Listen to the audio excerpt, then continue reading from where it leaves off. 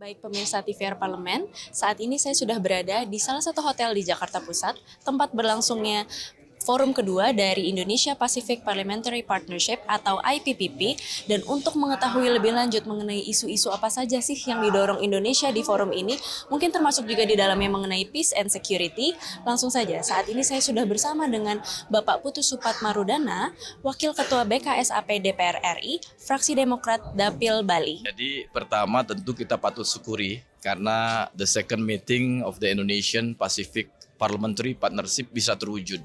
Saya terus mendorong hal ini dari beberapa tahun lalu karena memang yang pertama sudah cukup lama, yaitu di tahun 2018.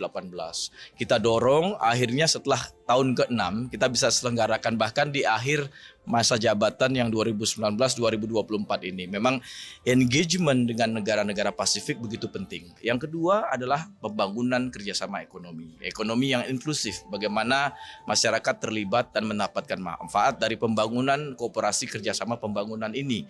Nah, tidak hanya membahas tentang isu-isu tradisional perbatasan, tapi lebih membangun kerjasama misalnya investasi, perdagangan, bagaimana kita mendorong agar kita juga aktif memberikan support capacity building kepada mereka karena kita banyak punya state owned companies BUMN kita untuk hadir di situ dan bahkan ke depan akan menguntungkan, impact-nya banyak hal, bukan saja profit secara ekonomi, benefit hubungan yang baik, yang ujungnya juga akan memberikan respect dari mereka kepada kita untuk territorial integrity atau kedaulatan negara kesatuan Republik Indonesia. Konsep blue economy juga kita patut mainstream. Indonesia sebagai negara superpower kelautan tentu harus kita kawal, dan mereka juga memiliki laut yang begitu luas di kawasan Pasifik. Nah, tentu komitmen bersama untuk meningkatkan kerjasama blue economy, bagaimana potensi marine mega biodiversity kita di berdua laut ini, laut di Indonesia dengan laut mereka di Pasifik, tentu harus selalu diangkat dan memang masih sangat kecil potensi yang kita angkat. Nah, kerjasama ini kita harus bangun. Saya sangat beruntung kemarin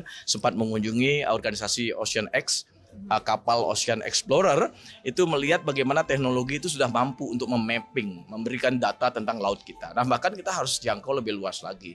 Kita harus bisa juga memberi support kepada mereka agar kerjasama ini berdampak kepada Indonesia untuk memahami mega biodiversity kita dan juga memahami laut mereka. Di samping juga kita dalam ring of fire, banyak bencana dan juga potensi bencana, kita tahu apa yang akan terjadi di masa depan dengan memahami struktur laut kita. Nah, yang ketiga adalah kerjasama mengangkat isu yang berhubungan dengan social cultural.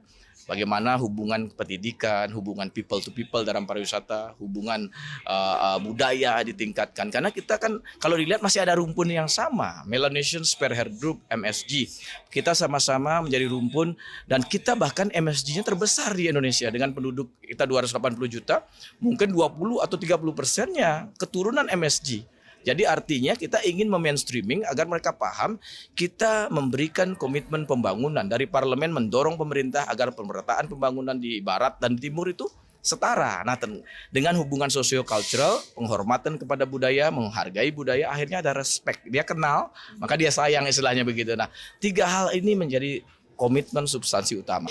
Baik pemirsa TVR Parlemen, telah sama-sama kita simak pernyataan dari Bapak Putu Supatmarudana. Nah pemirsa, tidak hanya membahas tentang isu-isu tradisional, IPPP ini juga akan membahas mengenai perekonomian global dan juga konsep ekonomi biru yang akan dikawal dalam pembahasan utama di plenary session yang pertama, kedua, dan ketiga di dalam IPPP di tahun 2024 ini. Baik pemirsa TVR Parlemen, demikianlah yang dapat kami laporkan. Kembali ke studio.